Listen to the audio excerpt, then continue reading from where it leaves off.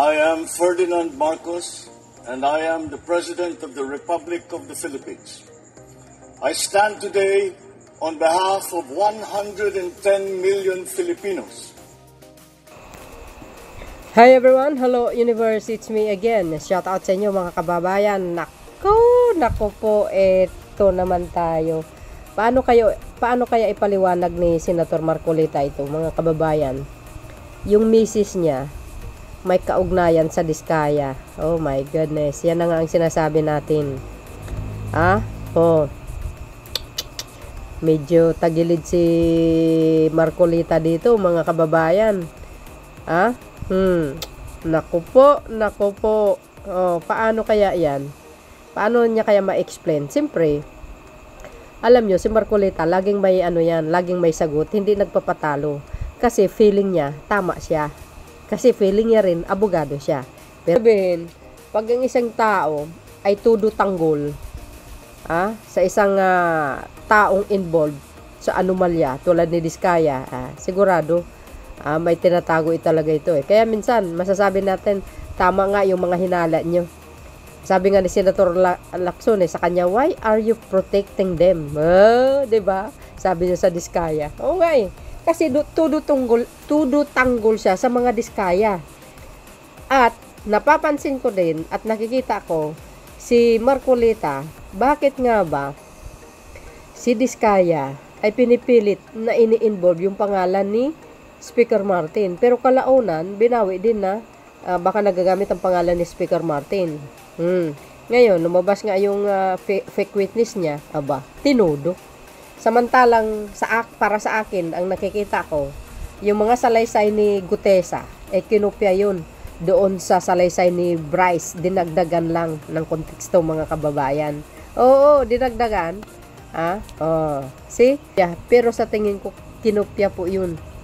Kinopya yung mga, yung mga, tawag dito, yung testimony ni Bryce, yung mga engineer, mga DN na sangkot sa flood control. At isa pa, kaya nasabi ko yan, dahil po doon sa mga kasamahan ni Gutesa na nagsabi wala silang pera na natandaan at walang pera na hinatid sa mga lugar na kung saan. Kaya naniniwala ako sa aking sarili, kinupya po yung testimony ni Bryce, dinagdagan lang nila. Ang tanong, sino po ang nasa likuran yan? Ano bang inisip nyo? Baka pareho tayo ng kaisipan mga kababayan. Kaya here we go again. Sabi ko nga, walang usok na hindi na uusok. Para kumpleto, detalyado, panoorin nyo ito. Courtesy ng bilyonaryo. Magugulat kayo dito mga kababayan. Koneksyon. Ano bang koneksyon ng misis ni Marcolita sa Diskaya family? Eto na. Konektado ang asawa ni Sergio Rodante Marcoleta sa mga insurance na ginamit ng mga Diskaya. Batay sa notarized acknowledgement na nakalap ng Bilyonaryo News Channel. Personal na humarap noong 2022 ang kontratistang si Sara Diskaya at ang regional manager ng Stronghold Insurance para sa isang bond obligation ng kumpanya. Nakalista mismo sa Board of Directors ng Stronghold Insurance si Mrs. Edna Marcoleta, asawa ng senador. Sa 2025 committee composition ng kumpanya, chairman siya ng audit committee at miyembro ng corporate governance at related party transactions. Kabilang din si Edna Marcoleta sa 2023 Board of Directors ng Milestone Guarantee and Assurance Corporation. Elected siya bilang non-executive director noong 2016. Nakalagay din sa records ng kumpanya ang kanyang affiliation sa Congressional Spouses Foundation Incorporated noong panahong kongresista pa si Marcoleta sa Sagip Party List. Kaya pala. Ang Milestone Guarantee and Assurance Corporation ang naglabas ng retention money bond noong 2024 na nagkakahalaga ng 19.29 million para sa Elite General Contractor, kumpanya ng mga Diskaya. Ang bond ay kaugnay ng flood mitigation maintenance at construction ng road dike sa mag-asawang Tubig River, Sitio Dique sa Nauhan Oriental, Mindoro na may kabuang halaga ng 192.9 million. Ang parehong project ang pinuntahan ng team ni Senate President Pro Tempore Panfilo Lacson na completed naman sa DPWH website pero wala namang makikita on the ground. Nasaan ang halos 193 million na pondo sa Sitio Dique noong 2024. Eksakto ang lokasyon na aming pinuntahan sapagkat consistent ito sa coordinates na nakalathala sa DPWH at sa sumbong sa Pangulo website. Guni-guni o guni-guni?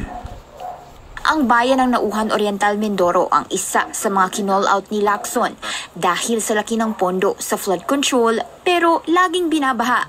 May ilan pang di umano'y Agila projects sa Nauhan na galing sa congressional insertions. Ang Agila ang isa sa initiatives ni Oriental Mindoro Representative Arnan Panaligan. Nahugot daw ang mga ito sa unprogrammed funds na hindi naman dapat madaling ma-access ng mga kongresista. Kung saan may multimillion projects, dumadapo ang Agila. Pero lubog pa rin sa baha ang nadadapuan ng Agila. Una nang itinanggi ni Panaligan ang involvement sa mga implementasyon sa maanumalyang proyekto sa lalawigan. Spotted si Panaligan noong 2024 sa isang ribbon-cutting ceremony ng Stronghold Insurance sa Mindoro, kung saan nag-expand ang kanilang branch.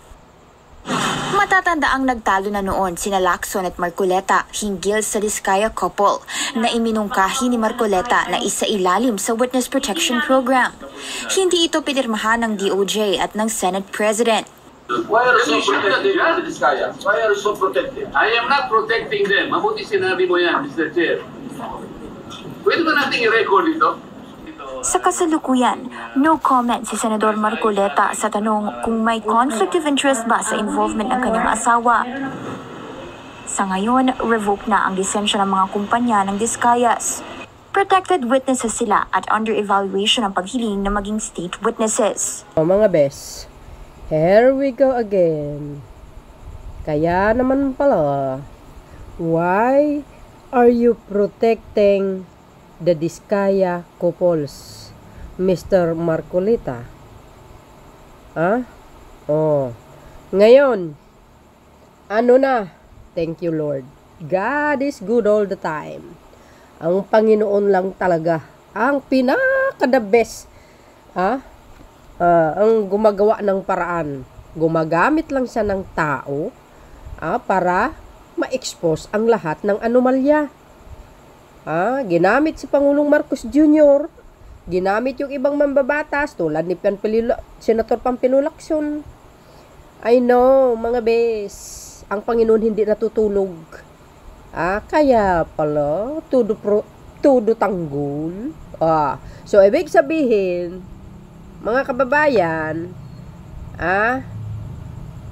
yung fake witness na dinala nila dyan sa Blue Ribbon Committee, fake na fake talaga. 'Di ba? Kaya i-spread natin at salamat din naman kay Bilyonaryo. 'Di ba? Shout out sa Bilyonaryo channel. Courtesy po ng Bilyonaryo channel. So dahil diyan, ano na? Shout out sa mga DDS. Anyari. Kaya pala ha. Yan, spread natin ito mga kababayan. Ngayon, anong sinabi ko? Connect the dots. Ayan na nga ang sinasabi ko. Kaya nga si Senator Lacson, Senator, mag-ingat ka. At syempre, ang Pangulong Marcos Jr., isali natin sila sa prayers mga kababayan. Kasi ay matindi itong mga kalaban nila. Talagang binangga ni PBBM yung mga ibang politiko. Kaya pala nung pumunta si Sara sa Senado,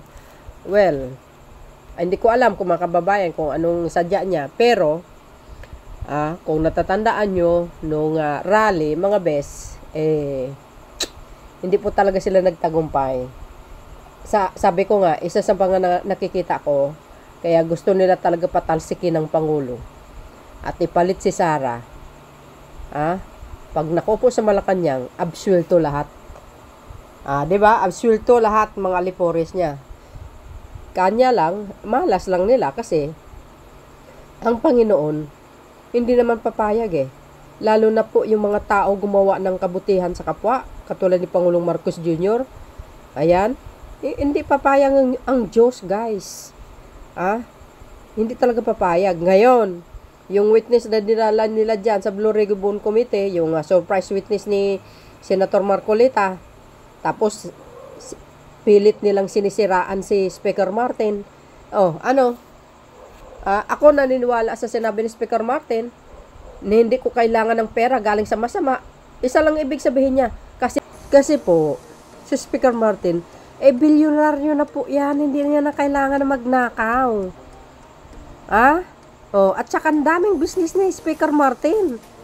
Kaya si Pangulong Marcos Jr. naman, tiwala din naman talaga sa kanyang pinsan, hindi niya magagawa yun. Dahil alam niya, madadrag ang pangalan ng Pangulo. No, hindi magagawa ni Speaker yun.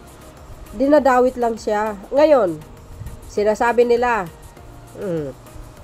may connection pala ang asawa ni Marcolita sa Diskaya.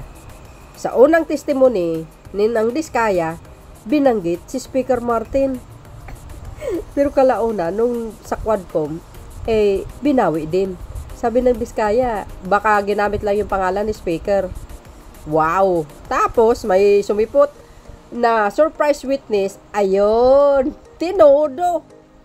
Kanya lang, ang problema, nagsalita yung abogado. Nung nagnotaryo kuno, nagsalita. Natuwag sa ABS-CBN. Ayun! Fake daw talaga yun. Hindi naman daw siya ang pumirma. Ngayon, sino may gawa? Madali lang naman gayahin ng perma ni attorney at gumawa ng yung seal na yun. Pwede naman nila gagawin yan magaling sila gumawa ng istorya at saka mga fake na witness Kaya nila gawin yan. Diba? Pilit nila sinisiraan si Speaker Martin. Shoutout kay Speaker Martin, sir. Medyo nakakabawi ka ngayon, sir. Tingnan nyo. Mayroon mga lumalabas na mga baho, sumisingaw. Yan nga sinasabi natin, mga kababayan, walang usok na hindi uusok. God is good all the time. Mag-ingat at mag-ingat kayo. Kasi mayroon tayong makapangyarihang Diyos na nakatingin sa atin. Isang ihip niya lang sa tainga ng Pangulong Marcos Jr. Sigurado yan. Talagang mabibisto at mai-expose lahat. At nangyari naman. In-expose na ng Pangulo. Diba? Ayan. Involved ang mga ibang politician. Involved yung mga contractors. Involved yung mga opisyalis ng DPWH. Saan ka makakita? Yan ang sakit ng Pilipinas. Hindi po sila kontento sa mga sweldo nila. Hindi man lang inisip yung ibang mga kababayan natin na mahihirap. Ito si Senator Marcolita. Kung makapagsalita, akala mo napakalinis Ngayon, paano mo ipaliwanag ito, Senator Marcolita? Siyempre, mayroong paliwanag yan. Hindi nawawala yun. Ikukontrahin niya yan. Maniwala kayo mga best. Abangan po natin ang kanyang sagot. So, yun mga kababayan ng kapalagayan nyo. See you again on my next upload. Bye. And babus. God bless Philippines.